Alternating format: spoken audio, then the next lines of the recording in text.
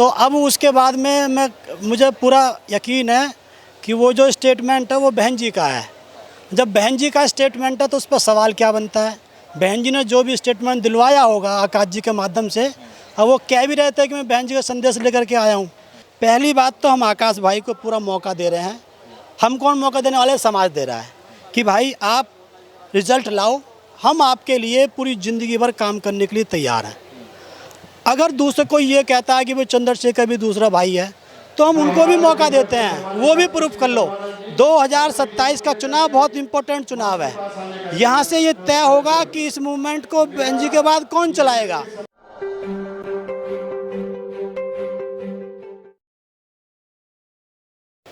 आज उत्तर प्रदेश में आकाश आनंद का दूसरी जो सभा है वो होने वाली है और आज इस वक्त मैं मौजूद हूँ जेवर में, जहाँ सतवीर नागर के टिकट की घोषणा होगी।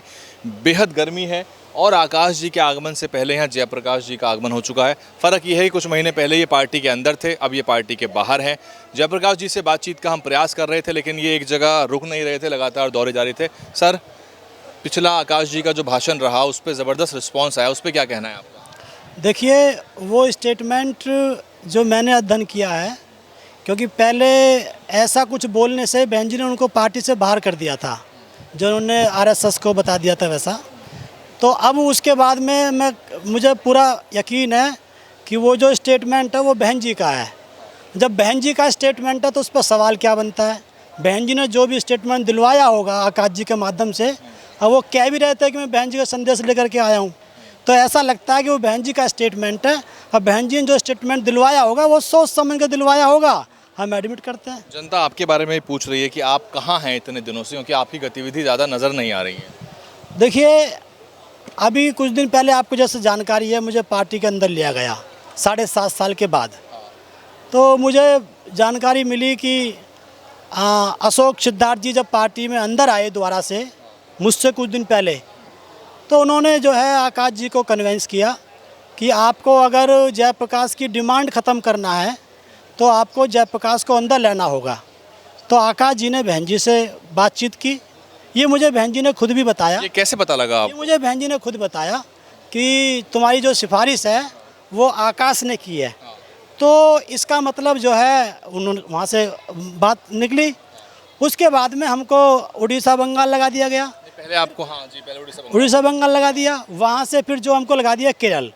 फिर केरल में जाकर के ये सोचा कि शायद यहाँ कोई रिजल्ट नहीं आ पाएगा, लेकिन वहाँ चुनाव चल रहा था और हमने वहाँ पर बातचीत अपनी रखी, काम किया। तो वहाँ पर 6-7 हमारे सदस्य जीत गए और एक जो डिप्टी मेयर, जो अपना जो मेयर का जो पद था वहाँ का त्रिवेंद्रम राजधानी का, वो फंस गया। वो फंसने के बाद हमने कहा कि भाई हमें पैसा वैसा नहीं चाहिए, अगर हमारे बगैर तुम्हारा मेयर नहीं बन रहा है तो हमारा डिप्टी मेयर का हमको पद चाहिए। तो ऐसा होने पर वहाँ पे हमने वो पोस्ट डाल दी, तो देश में मैसेज चला गया। पर आप तो काफ़ी सुकून महसूस कर रहे होंगे निष्कासन के बाद, आज़ादी तो मिली। मुझे अब बाहर, मुझे अंदर बाहर से कोई फर्क नहीं पड़ता। तो मैं कह रहा हूँ कि आप जो है पार्टी से जो व्यवस्था में बंद के काम करने में दिक्कत आ रही हो, काफ़ी साल से बाहर काम कर रहे थे। नहीं, मुझे इस चीज़ से कोई फर्क नहीं पड़ता। मेरा बहन जी, उन्होंने भी पूछा मुझसे, अशोक सिद्धार्थ जी ने, कि आपको नहीं लगता कि आपने 7.5 साल आपके खराब चले गए?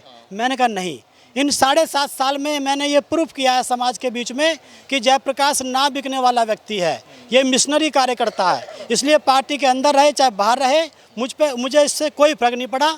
मेरा उद्देश्य है, मैं घर छोड़ के इसलिए आया हूँ कि मैं इस मूवमेंट को, इस समाज को, बहुजन कॉन्सेप्ट का जो मूवमेंट है, इसको मैं आगे बढ़ा सकूं। आपने कुछ आत्मचिंतन किया, इंट्रोस्पेक्शन किया कि आपके अनुशासन में कहाँ कमी रही, क्योंकि अनुशासन में कुछ दिक्कत तो आई होगी तभी आपको। अनुशासन सिर्फ ये था कि वो लोग ये चाह रहे थे, जो मुझे जानकारी है कि वो चाह रहे थे कि इन मेंबर्स के पैसे ले लिए जाएं और उनको बेच दिया जाए।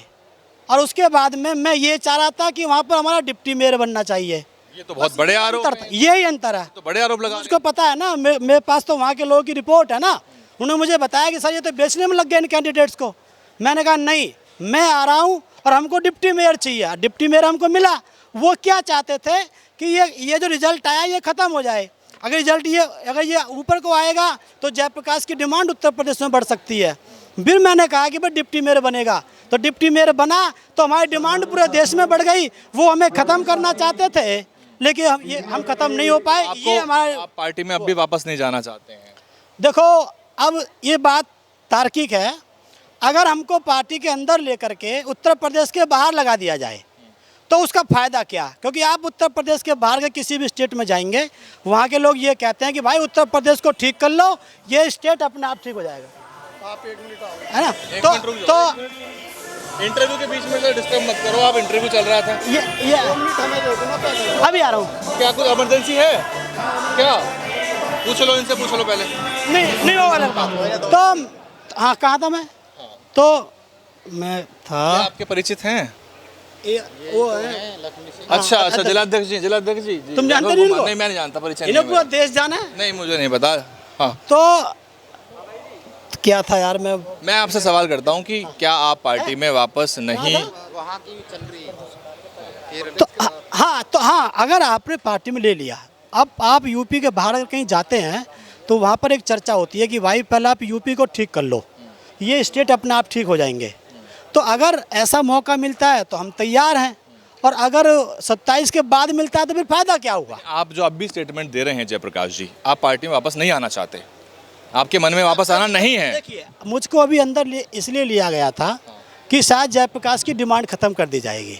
अब जब उनकी मनसाई ये है कि मुझे ख़त्म किया जाए, मुझे साउथ इंडिया में लगाया जाए, तो मतलब क्या है उस चीज़ का? ये थ्योरी कैसे बनाई आपने जयप्रकाश जी? मैं आपसे जानना चाह रहा हूँ कि देखिए, धर्मवीर सिंह अशोक साहब की वापसी हो गई, इस दौरान उन्होंने कोई स्टेटमेंट नहीं दिया, वापस पार्टी में चले गए, लेकिन आप आज भी स्टेटमेंट दे रहे हैं, तो फिर आगे संभावना खत्म हो जाती है आपकी। देखिए, आपने एक बात कही थी 9 अक्टूबर को कि जयप्रकाश जो बोलता है वो उस पर अडिग रहता है। मैं आज भी उस बात पर अडिग हूँ। पहली बात तो हम आकाश भाई को पूरा मौका दे रहे हैं। हम कौन मौका देने वाले? समाज दे रहा है कि भाई आप रिजल्ट लाओ, हम आपके लिए पूरी ज़िंदगी भर काम करने के लिए तैयार हैं। अगर दूसरे कोई ये कहता है कि भाई चंद्रशेखर भी दूसरा भाई है, तो हम उनको भी मौका देते हैं, वो भी प्रूफ कर लो। 2027 का चुनाव बहुत इम्पोर्टेंट चुनाव है। यहाँ से ये तय होगा कि इस मूवमेंट को बेंजी के बाद कौन चलाएगा।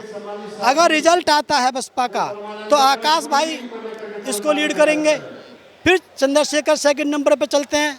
और अगर ये दोनों, मैं तो ये कहता हूँ कि अगर ये दोनों, अगर समाज को दोनों को वोट नहीं मिल पाता है तो तीसरे नंबर पे हमको मौका दिया जाए। आकाश जी को रिस्पांस तो अच्छा मिला ना, मीडिया में 4 दिन 5 दिन छाए रहे कम से कम। नहीं, आप कितने दिन स्कूल गए ये मैटर नहीं करता, आपका रिपोर्ट कार्ड में कितने नंबर आए ये मैटर करता है।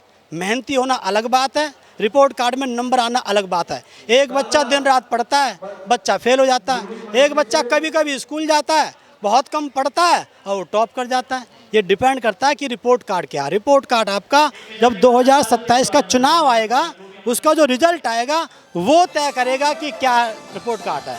अब अगला कदम क्या रहने वाला है आपका जयप्रकाश जी? हमारा ये है कि भाई हम 2027 का चुनाव देखेंगे, इसमें आकाश भाई रिजल्ट देते हैं, उनके साथ रहेंगे। समाज अगर बसपा से ज़्यादा असपा को वोट देता है तो उसके लिए भी हम काम करेंगे बिना पद के। अगर दोनों को किसी को रिजल्ट नहीं दिया तो फिर हम तीसरे विकल्प की तैयारी करेंगे। आपने क्या बोला, एएसपी के लिए भी काम करेंगे आप? अगर उसके पास ज़्यादा वोट आ जाता है, बसपा से ज़्यादा वोट है, तो समाज ने स्वीकृति दे दी, हम फूट नहीं डालना चाहते। और अगर दोनों को ही वोट नहीं मिला, दोनों को रिजल्ट नहीं दिया, तो हम तीसरे विकल्प की तैयारी करेंगे। चलिए, बहुत शुक्रिया जयप्रकाश जी से। किसी और दिन विस्तार से आपसे बात करेंगे। आज ये चुनावी सभा है और आज आकाश जी का यहाँ पे भाषण होने वाला है। और आपको मालूम है कि पिछली बार भी ज़बरदस्त भाषण यहाँ आकाश जी का हुआ था और 4-5 दिन मीडिया में वो छाए रहे थे। जो भी उन्होंने बयान बोले थे वो मुद्दे बहुत अहम थे और उन मुद्दों की वजह से ही मीडिया लगातार उन मुद्दों को उठाती रही। कई सारे जन सरोकार के मुद्दे थे। आज आकाश जी क्या कुछ कहने वाले हैं वो बहुत महत्वपूर्ण होगा, इसलिए मीडिया का जमावड़ा यहाँ मौजूद है, मीडिया यहाँ मौजूद है। और जयप्रकाश जी ने जो भी कुछ कहा है, जो भी कुछ उनके बयान है, जो भी कुछ उनके आरोप हैं, उस पर आपको क्या कुछ कहना है, एक बार दोबारा उनसे मुलाकात करके विस्तार से बातचीत करेंगे पॉडकास्ट के रूप में, ताकि उनके दिल में क्या चल रहा है और बहुजन मूवमेंट के प्रति वो क्या योगदान देना चाहते हैं, इस सब के बारे में पता लग जाएगा। बने रहिए, सब्सक्राइब कर लीजिए, ज्वाइन बटन दबा दीजिए अगर सहयोग करना चाहते हैं। आज की सारी रिपोर्ट आपको मिलेंगी यहीं DNN हिंदी पे। सब्सक्राइब करिए, लाइक करिए, शेयर करिए। बहुत धन्यवाद। DNN हिंदी को सब्सक्राइब करने के लिए दबाएं लाल रंग का सब्सक्राइब बटन और घंटी का बटन दबाकर ऑल नोटिफिकेशन पर क्लिक करें। चैनल को जिंदा रखने के लिए नीले रंग का ज्वाइन बटन दबाकर चैनल को आर्थिक सहयोग करें।